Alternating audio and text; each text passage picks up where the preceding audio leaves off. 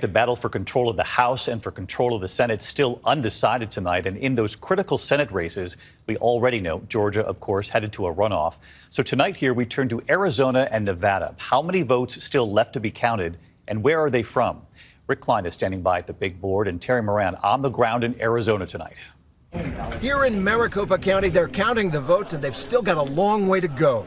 More than 400,000 ballots are left. The Republican chairman of the county board tells us that in Arizona, where 90% of the voters vote by mail, this is how elections work. There's nothing wrong with what's going on. This is the process. It's been like this for years.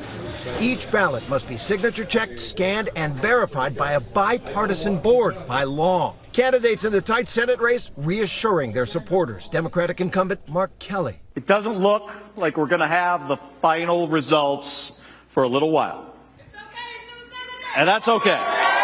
And his Republican opponent, Blake Masters, tweeting simply, "With the remaining ballots outstanding, we are confident we will win." In Nevada, ballots postmarked by Election Day are still arriving. Officials here explaining each one will be verified and counted, a painstaking process. We couldn't go any faster now, even if we wanted to. But like Arizona, the candidates here, too, remaining calm. We know this will take time, and we won't have more election results for several days. We're confident that the numbers are there, and we're going to win this race. Arizona's Democratic candidate for governor also urged patience. Prepare for a long evening and a few more days of counting. But her Republican opponent, Carrie Lake, a longtime election denier, taking a darker tone. We had a big day today, and don't let those cheaters and crooks think anything different. Today, Lake suggested a conspiracy is at work, accusing officials of deliberately, quote, slow-rolling the results, but offering no proof. What's really going on? 90% of Arizonans vote by mail, and each vote has got to be verified and counted, and officials here say they will keep counting through the weekend. David? Terry Moran in Phoenix for us. Terry, thank you. And we've said it over and over again here. Those Senate races in Arizona and Nevada could very well determine which party controls the Senate. So let's drill down tonight. Where are these votes still left to be counted? What could this mean for these candidates? Rick Klein right there at the big board again tonight. Election night a couple nights ago, still there, and we appreciate it, Rick. Arizona first. We're still waiting for thousands of votes in 2 key counties.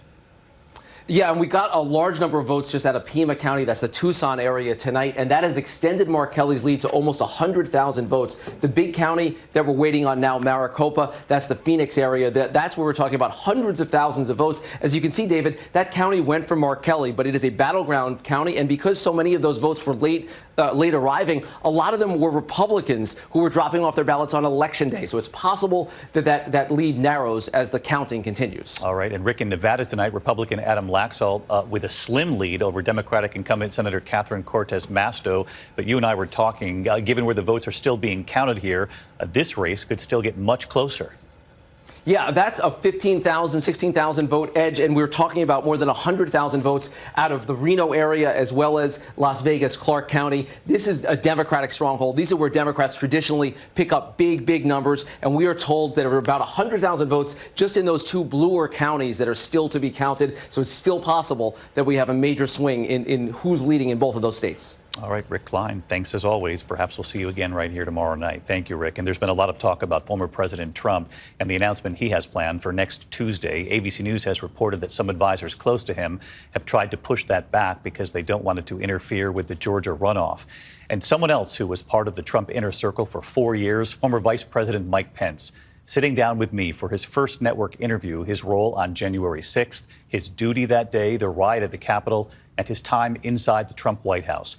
His new book, So Help Me God, comes out next week, November 15th. And our exclusive interview with Mike Pence Monday night right here on World News Tonight. Then the extended interview that same night on Hulu, ABC News Live, and a special edition of Nightline. Mike Pence next Monday night right here.